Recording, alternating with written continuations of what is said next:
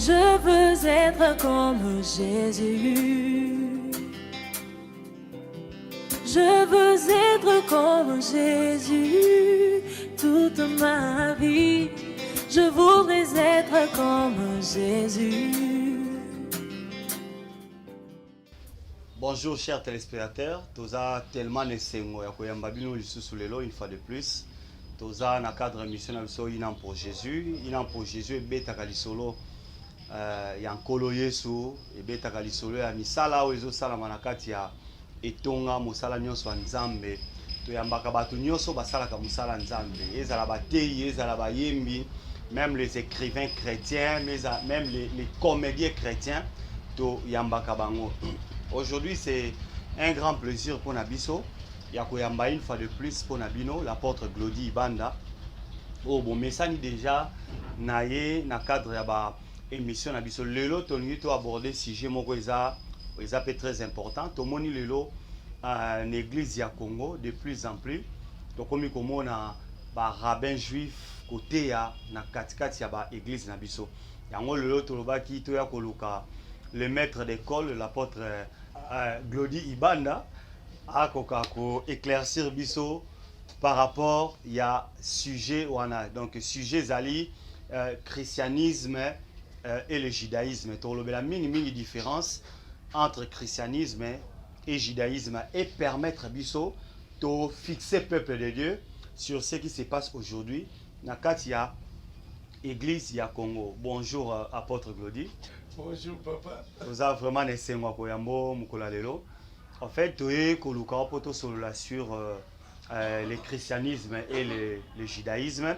Tu as plus masolo par rapport à la différence entre ces deux religions. Yango tolingi to zoapé point de vue na yo pour que tu aies fixer peuple de Dieu par rapport à wana. Déjà d'entrée de jeu, quelle est la différence entre christianisme et judaïsme? Merci beaucoup. Merci na balandi nyonso. Christianisme et judaïsme c'est un sujet moko ya polémique. Déjà ozoyoka christianisme, Christ. Kasi wana nde biso. Ya moni na banda koloba chez nous. Le son na lobika chez nous. Bato ba comprendre ba moko. Va comprendre le christianisme. Christ. Son na bi chez eux. Judaïsme. Judaïsme et outil la Juda, quatrième fils de Jacob. À partir de Juda, ils ont fait Judée. Judée, c'est un territoire. Alors, religion, il y a habitants, il y a Judée, qui étaient des descendants de Juda. C'est la religion judaïsme. Judaïsme, première différence, ezali religion. Yabanani, Yaba Judéen, les descendants de la tribu de Juda, quatrième fils de Jacob. Descendants biologiques, donc pour préciser. Biologique, il y a Jacob. Il y a patriarche, il y a Moli Moyate. Bango, première différence, judaïsme c'est une religion. Christianisme, ce n'est pas une religion. C'est un mode de vie, un mouvement qui a bouleversé, que ce soit le judaïsme, que ce soit d'autres courants religieux de l'époque et d'autres groupes, plusieurs groupes, les pharisiens, les sadducéens, les publicains, les zélotes, tous ces gens-là, ils étaient bousculés par le christianisme. T'as la différence. Est-ce que... À part les écrits, la Torah, donc l'Ancien Testament, parce que la Bible est sous l'Ancien Testament, Ancienne Alliance. Mais nous avons l'Évangile, les Épîtres. Et ils n'ont pas ça. Est-ce qu'il y a des éléments communs entre christianisme et judaïsme? Éléments communs et peut-être les écrits, peut-être la Torah, parce que ils lisent Moïse, Il lise, quand je dis il lise Moïse, il lise Genèse, Exode, Lévitique, Nombre, Deutéronome. Il lise aussi les écrits prophétiques. Il lise aussi les psaumes. Mais Bissope, nous les lisons, mais eux, ils n'ont pas ce que nous avons, l'évangile. Ils n'ont pas l'évangile. Point commun, les écrits. Mais nous avons maintenant ajouté à part la loi, à part, bon, pas la loi, ça c'est le premier numéro. À part les écrits, la Torah, donc l'Ancien Testament, parce que la Bible est Ancien Testament, Ancienne Alliance. Mais nous avons l'Évangile, les Épîtres. Et ils n'ont pas ça. Donc, l'élément commun, tout ça, sur le plan doctrinal, est-ce qu'il y a un point commun? En dehors, il y a égalité. Chez eux, c'est la loi. Chez nous, c'est la grâce. Mais comment on dit que la loi la grâce a précédé leur loi. Que c'est Moïse qui a amené la loi. Mais Dieu n'a pas commencé histoire avec Moïse. Toya et pas ya Adam.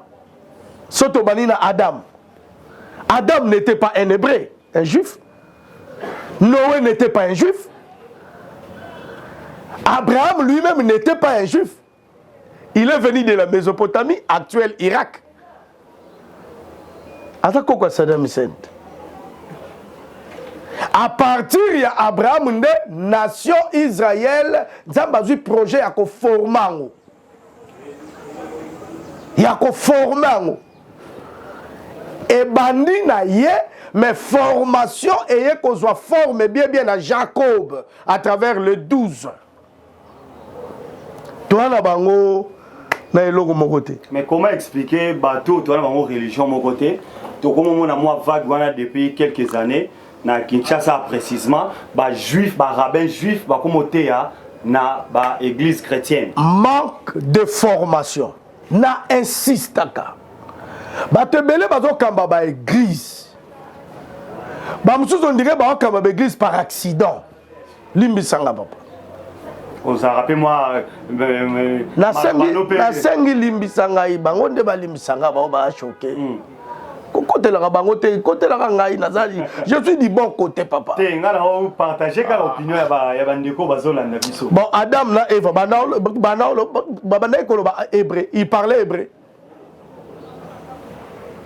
Adam na Eva, il parlait hébreu. Tant que nous avons dans jardin chaque soir, la langue na hébreu. Moi, je ne peux pas me connecter à Israël, ni à Israël, ni au judaïsme, ni aux objets du culte yaba juif. Je ne suis pas juif. Je ne suis pas juif, ni naza juif spirituel. Église Bouzo bane ou toi. Bouzo comme c'est église d'Israël, on a problème ni. Oh. Il y a 3 peuples dans mon kilo, toi là 3 peuples. C'est comme la tente, c'est comme la maison d'Abraham qui a 3 tentes. Donc je parle de la tente de Sarah, là où vous allez voir Isaac sortir. Tente il y a Agar et Rebimsa Ismaël. Tente il y a Ketura et Bimisi les 6 autres fils. Toza bongo na mukili. Il y a Israël, il y a les nations ou bien le païen. Quand je dis les nations, c'est-à-dire les non-juifs, Sangisa biso ba Congolais, ba Gabonais, biso nyonso toza d'abord ba païen. Et quand on nous dit que le mot somme tout moi la dit kilote, oh ça païen. Païen veut pas dire makamba kilote. Païen voulait dire ces nations là. En dehors d'Israël, on les a. Nous les appelons siltité. Et Zakaka, vous n'êtes pas des juifs biologiques. Yamutsuni. Yamakila.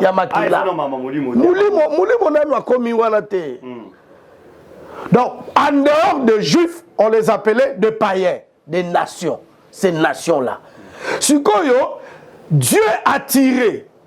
Il est venu chez les siens ne l'ont point reçu. Jean 1:11. Mais à tous ceux qui l'ont reçu, à baluki vers les nations. Biso bato mwanda mo bandimi, banation pe nyonso bandimi te. Mwanda mo tondimaki. Il nous a donné le pouvoir de devenir enfants de Dieu. Donc, nous ne sommes pas Israël spirituel. Nous ne sommes plus aussi les nations. Nous sommes l'épouse. C'est ça le troisième peuple. Épouse. Épouse a botami na croisement ya Israël na nation. Pas. Ou babimi sibiso.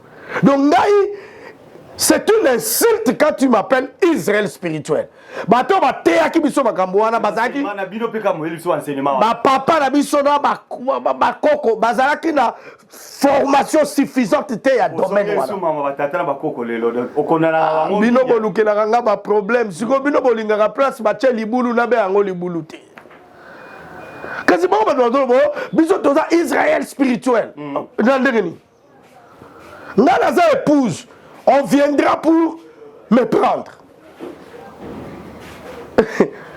Mais Thomas, et puis papa Nakatiote, oui. Au moins 3 peuples on a télémisé. Israël, nation, épouse.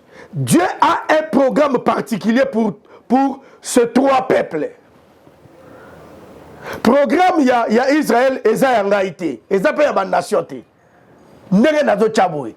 Dieu a un programme avec l'épouse. Premier programme qui serait exécuté, et ça programme au Kolo Azarango Nabiso. C'est quoi? C'est l'enlèvement. Dans l'église chrétienne, vous ne pouvez pas prêcher baptême le retour du Christ. Pourquoi?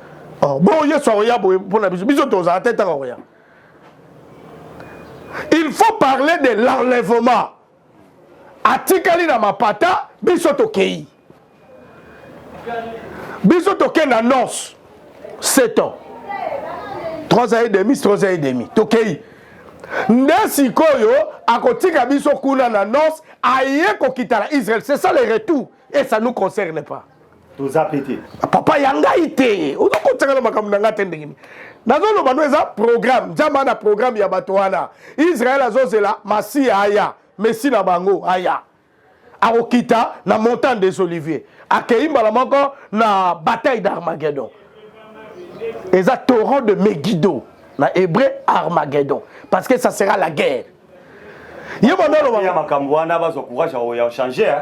papa, baya koye kola école biblique théologique de fait ezali formation gratuite, gratuité de l'enseignement.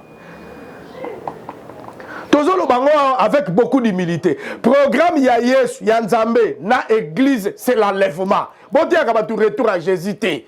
Na église ne prêchez pas le retour du Christ. Ça ne nous concerne pas, l'épouse ne sera pas là. Oh, bah, saut, premier saut, deuxième saut. Yangaïte, papa. Oh, non, balanga ba blok wana yangate.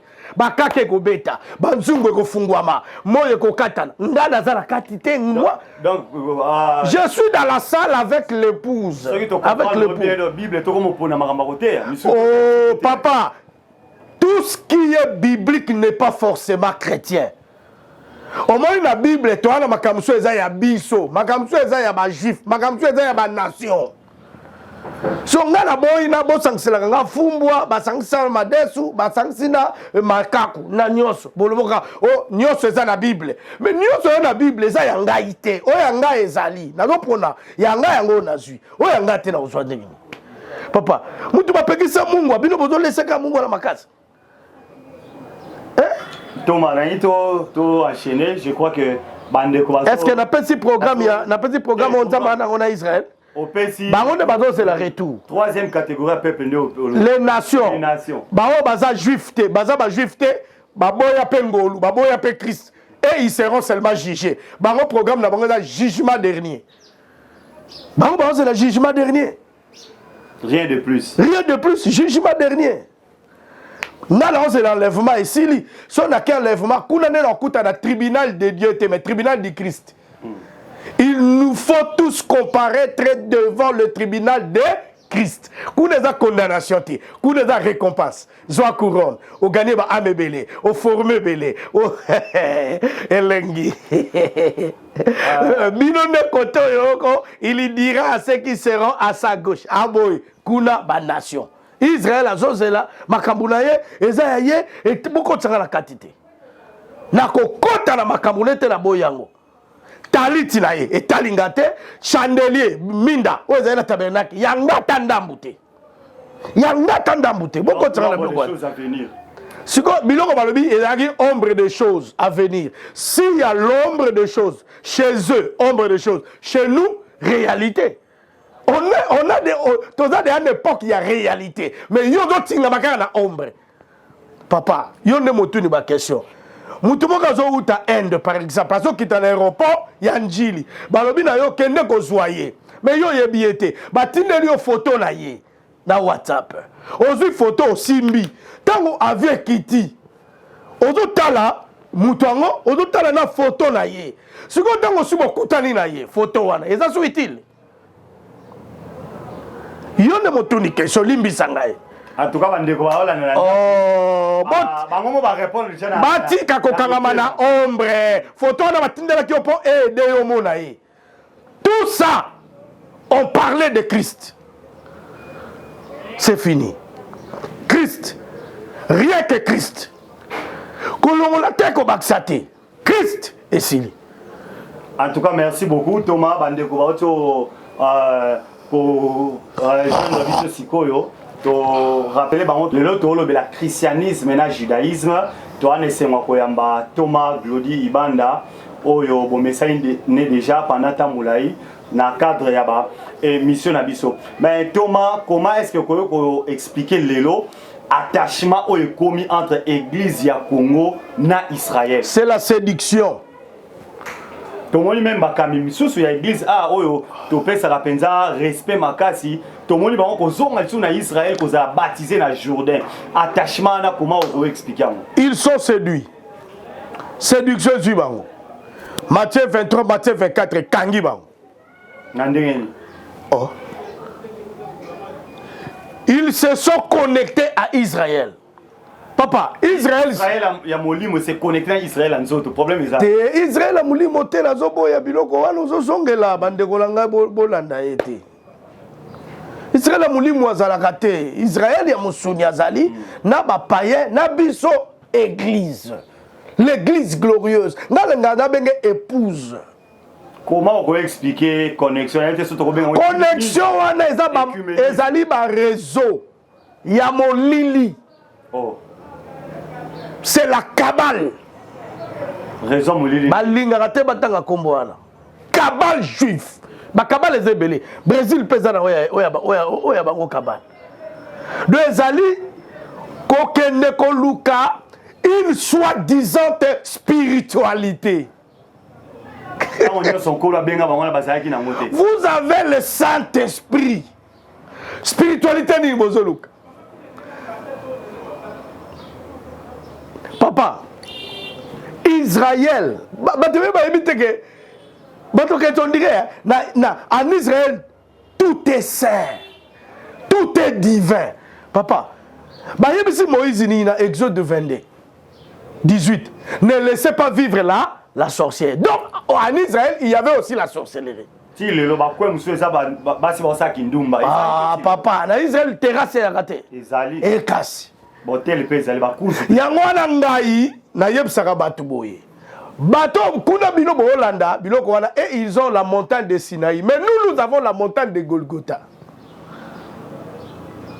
Golgotha abirisi biso. Sinaï apesaki bango loi. Papa, oponi nini? Oponi nini? Toza na biso kimia. Na Yesu na biso toliamba. Molimo sato avandi, c'est la spiritualité la plus totale. Bino bokzo luka, oyo ya spiritualité, ya rolata ba robe ya milai. Et comme il peut en vogue na Congo. Ya rolata ba kepa, kupa kepa. Bozo kota la culte etali yote ya papa. Makambo etali yote zano muyanzi, ozo kene sali na makambo wana etali yote. So pe bangi balandela yo. Tu n'es pas de la tribu de Manassé, tu n'es pas de l'Ephraïm, tu n'es pas de Benjamin. Bazo kamwa na Israël yemo kazo kamba Congolais bozali na makambo yo. Puissance ni bokozwa et pas bateau baboya ki Yesu. Papa Jean 1:11. Il est venu chez qui? chez les siens. Les siens ne l'ont point. Oh, mais baboya koyamba mobiki sinabino. Mais bino vous décidez. Le Christ est chassé de l'église. On prêche Moïse, on pratique Élie. Christ est totalement absent. Parce que, bon, quand on a batu babenga baboya ye, bateka ye, babona ye, pe babomisa ye. C'est lui qui bénit Israël sera béni. Bakanga la version. Wana sikoyo, verset batu bandaki na Abraham. Abraham, Genèse 12. Je te bénirai. Tu seras la source de bénédiction. Je bénirai quiconque te bénira, je maudirai quiconque te maudira. C'est la même promesse. D'abord, il y a Abraham, il y a Mbokate. Et qu'il y a Isaac, et qu'il y a Jacob. Et nga, tant qu'on a dit que bon, il y a Makambo. Non, maudir dans Israël. En s'attachant à judaïsme, je ne dis pas qu'il s'attache à l'éternel, le Dieu des Juifs. Parce que le Dieu des Juifs, le Dieu d'Abraham, d'Isaac et de Jacob, c'est le Seigneur Jésus-Christ. Donc, ce n'est pas le Dieu d'Abraham, d'Isaac et de Jacob. C'est le Dieu de la Kabbale juive. Est-ce que, conformément à l'Ubanza, mais ça autorisé, Moutou, soit qui déjà baptême, à ça peut m'ocamber l'église pour tout et puis bango va tout ça le baptême, à ça m'ocamber l'église mouné na Congo à zongi le baptême pour la deuxième. Ils ont régné Christ. Parce que le baptême c'est un engagement. Bozu le christianisme a na mayanjili. Au monument yanjili les a pepelé. Au poni na yo maya Jourdain. Attention, tout matin on va régner Christ et au vide l'église mususu. Non. Na vide l'église te za pe pour ça ngate. Ngala tu baptême dans la mayanjili. Au nom de Jésus-Christ, Papa Lushima continue la maille. Et kokite. Si ko a boké dans la Jourdain, pour l'année. Pour Jean-Baptiste m'donne baptisé kuna. Kuna za la onction. Eza na onction te. Eza onction te. Eza makama maille eza onction te. Eza acte ozo sala na maille jubu et puis c'est symbolique. Si ko kuna bazo baptisé dans la Jourdain et pas nan. Kaka Lushima susu. Rabais, n'a problème ni. Un rabbin juif, il y a ça, il y a Mokita, il y a Bayuda. C'est comme un Mouyoudate. Un Mouyoudate. Mais tout le monde que le lot, ils ont des l'église, même à confusion, mingi na kati ya bananzam. Mi no ba pasteur, bino ba kambi. Mi pepe na loyenge, ba tebele ba kota ka makambo ba yebi angote. Tuna tata moko kene na intendance na bato ba sambela. Tuna tata moko oyo azali na tata moko komona ye berger moko alati talit ya ba juif. Tuna e kakelambo ezani. Ba couleur bleu la gizinini. Ba écrit wana ezani. Ayebi ne pangote. Ba tebele ba sera makambu, sa ba yeba la bangango. Ba yebi sakiye ezake lamba ya puissance. Or, ils ont la puissance à terre, qui est la quartier Lambawana. Au Tchetembe, na petio, nombre 15. Yo lingara tena tanga verset. Ba verset, on va verset langai. C'est ok, comme c'est édifié pe bananzambe. Nombre chapitre 15, 37 à 39. Papa l'ananga bien. Parce que Lambawana, ils ont un rôle que les Congolais ont changé. Soka te asisa nga bano sambela pona batu boyela ngela mbala nga wana oh e comme ni abamba ngo batu bakuya te et la manque de connaissance. L'Éternel dit à Moïse, nombre 15 37 à 39, parle aux enfants d'Israël, ngazat enfants Israël, et dis-leur qu'ils se fassent de génération en génération une frange au bord de leurs vêtements et qu'ils mettent un cordon bleu sur cette frange du bord de leurs vêtements. Quand vous aurez cette frange, vous la regarderez. Et vous vous souviendrez de tous les commandements de l'Éternel pour le mettre en pratique.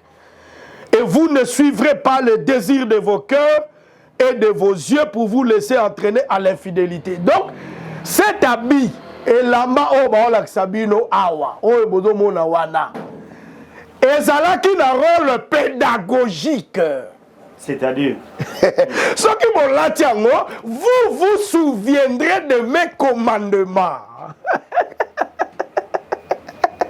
Commandement, papa. On l'a dit, on a kanisa ma commandement. Oui, moni. Bon, bien, mon commissaire, si on l'a dit, mouye kiti. toi, Zana, moi, tu es mouillé, Zana. Ezalaki ya bakanisa commandement. Sikoyo, sikoyo biso lelo est important parce que Jean et Lobiboy. Quand le consolateur viendra, papa il a une version, il bien gombiosa pasteur. Il vous convaincra du péché, de la justice et du jugement. Il vous enseignera toutes choses. Le Saint-Esprit, ce qui a Zakatinayo, tu n'as pas besoin d'un tissu pour rappeler au commandement. Parce que le Saint-Esprit, non seulement a rappelé au commandement, mais à quoi enseigner. Le Saint-Esprit vous enseignera toutes choses. Si le Saint-Esprit, n'a tissu. Tissu, vous prenez. Yo me repona.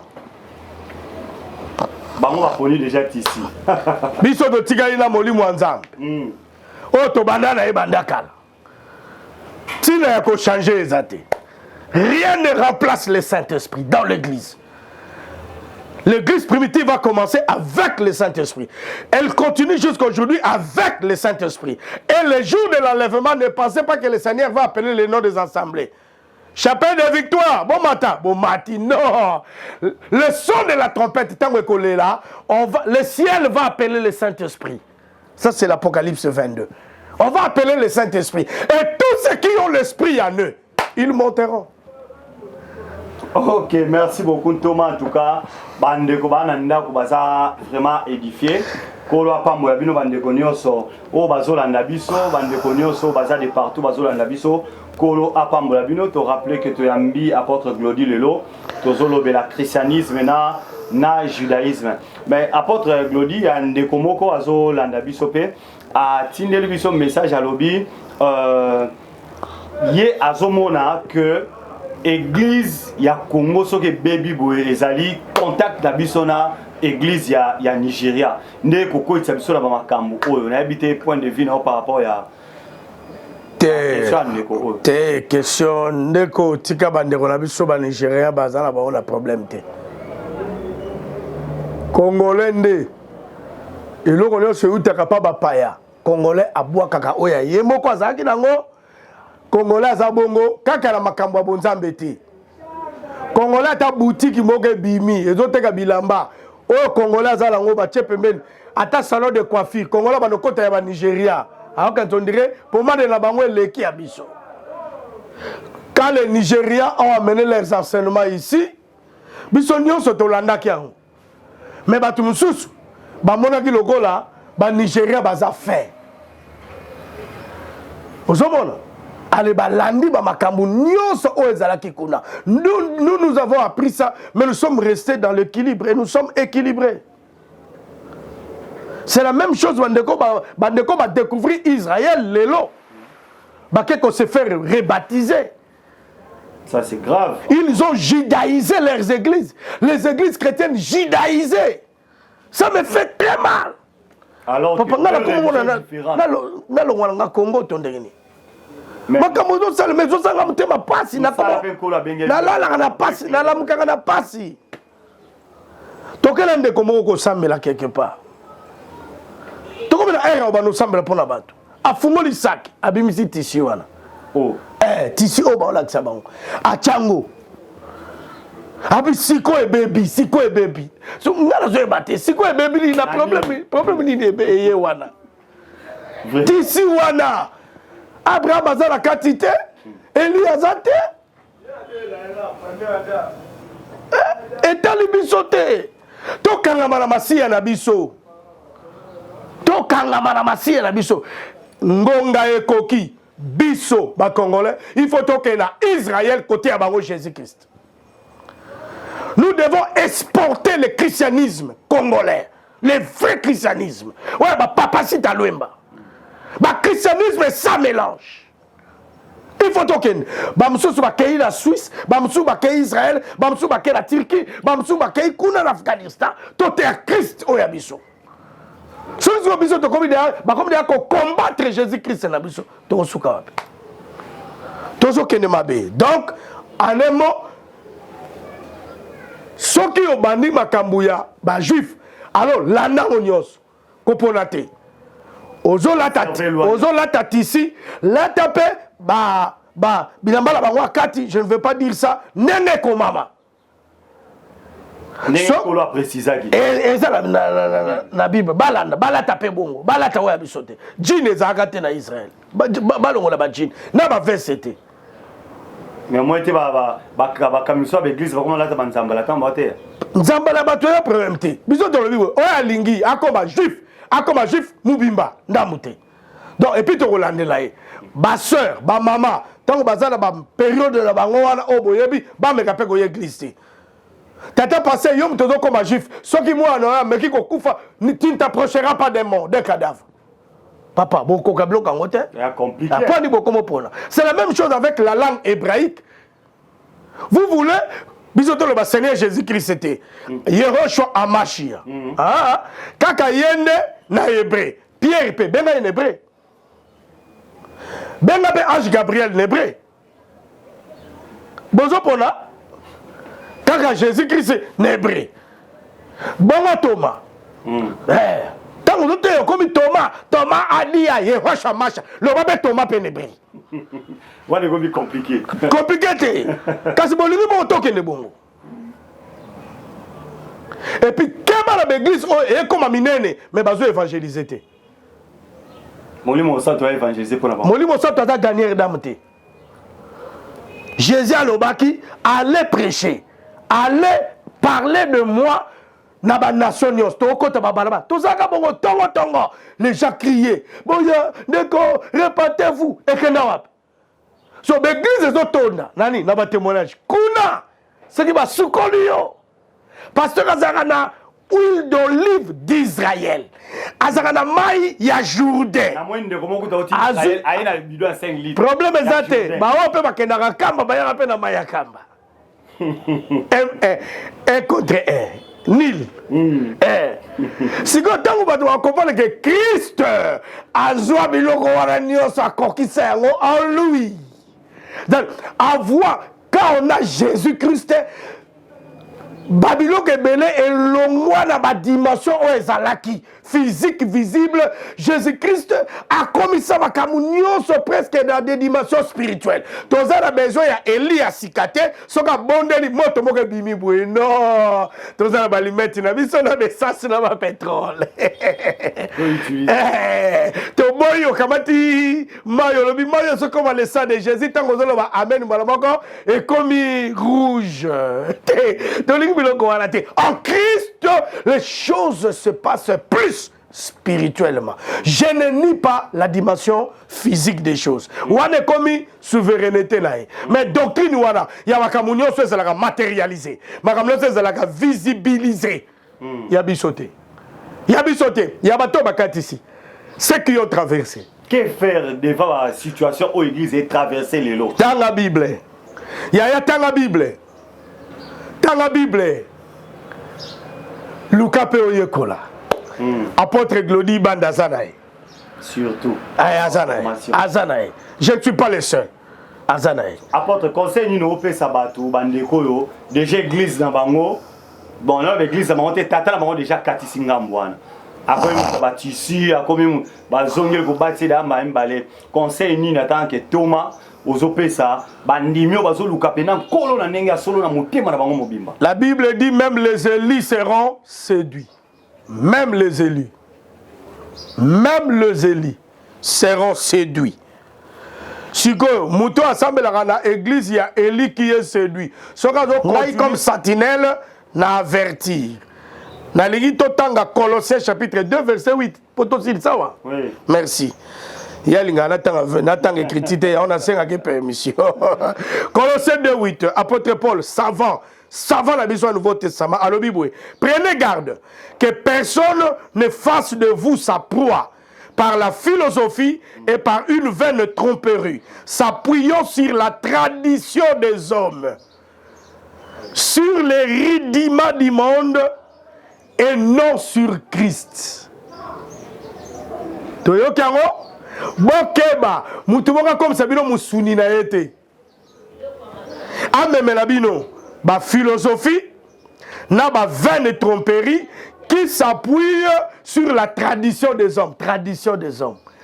Papa, tradition est le roi coutume. Oh, tradition est à partir d'un verset biblique.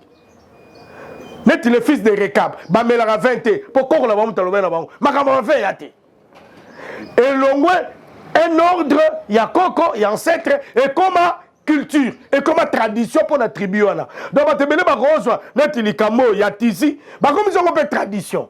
Oh biso a ba bina biso to landa tradition te. Kaka Christ. Kaka Christ. Biso ba bina biso Christ. Ma belle abisso, ce qui est écrit. Ngai soki makambo loba na vérifier. Acte 17, 11. Les gens vérifiaient ce qu'on leur enseignait. Les Béréens. Nous on a vérifié. Et ça l'anzelate et talingate. Et puis attention et talingate. La langue hébreu, ce n'est pas une langue divine, c'est une langue biblique. Et cocaïna grec et cocaïna latin. Chiluba na Guyange. Chiluba, la langue nyo se bota même jour na Genèse 11. La langue nyo se ça de la tour de Babel. Toutes les langues. Mais la Bible, hébreu zali, grec, c'est la langue utilisée. Mais c'est la langue divinité. Lola et l'obarangote. Wana surtout faut préciser vraiment bande quoi. Au moment où moté a commencé à louer le moko à côté si mo hébreu so bato zo banga zo banga ngame na ko kota na ngaki yaka ça la gros problème la définition munoko na bango oui toko zonga kuna parce que la Bible l'Ancien Testament était écrit na munoko wana so peut dire kiyanzi to zongi En tout cas, merci beaucoup, apôtre. Comme il pénale à souke mi. Que le judaïsme n'a pas que ce que nous avons. Nous avons la croix. Nous avons le Christ, le Messie. Donc, on a un deuxième numéro. Ok, en tout cas, merci. Chez eux et chez nous. Ouais. En tout cas, je crois Bandeko ça Bandeko chez eux, chez nous. Bandeko balanda biso ba sepeli vraiment makasi. Bango ba na Sinaï, biso to na Golgotha. Biso Golgotha. Loité, tout est accompli. Vraiment. Je crois que Bandeko a sepeli vraiment makasi, c'était vraiment un grand plaisir. Tant union surtout à ma rapporte Glodie, ça a vraiment essengo. Bandeko ba sepela ka vraiment makasi na. To comme vraiment na souka mission. Bato ba inakangai. Balimbisangai so bazaka choqué, je les aime beaucoup. Et ça la vérité. Na sepeli vérité et kabola biso que mensonge et sanction biso. Na pona vérité, vérité ce que kabolaka. Mais mensonge et sanction ngai na linga vérité mais tout ça bénémité. Sauf que vérité on va mona loko ciblaka moi mpanzi moko camp. Té na cible mpanzi té net lelo tolobeli bandeko ba chrétien. Mais comme sous Kolanda, Balongwe Golgotha, Bazokende Mangu Bamata Sinaï. Sinaï Kuna Simbagite. En tout cas, merci beaucoup. En tout cas, tu comme la souk apôtre Glody. Merci beaucoup pour la disponibilité, non, malgré Moussala, Nzamozo Sala, malgré l'occupation sur ça, on a dit que Mbabsolelo, n'a évité ce que l'on a rebattu à souk et Kozala. Bana Mwanda, ma pasteur ya Mwanda, Tozoya, annonce Yangwana. Pour les autres, Christ seul. Un point trait. En tout cas, merci beaucoup. C'était un grand plaisir pour Nabiso, Mokola Lelo. Nzambe a Pamolabino, Bisikano Sokolandi Biso. Merci beaucoup l'équipe technique. Andeko Papelis Nasima Caméra, donc réalisateur Nabisope. Kola Kwako Pamolayo. Merci beaucoup Junior Kokas, preneur de son Nabiso. Merci Nansien Moubama. Na Londres bisika Olanda biso toujours kola pambola toujours mais tomalobi kola kwa pambola yo merci pe na bandeko nyonso ba soutenir biso bazana Luanda bana Durban Afrique d'ici maman nene kala na kola pambolo merci na bandeko bazana Belgique bana France partout bandeko ba soutenir biso nzambe akwa ko pambola bino to monani prochainement soki nkolo yesu azongi te. Viango matata ndeko luka nzambe tala bote ezokata bana ndeko lali wapi makambo ezo komplike ozeleli nini mopesi na nyonso afandi na lola babele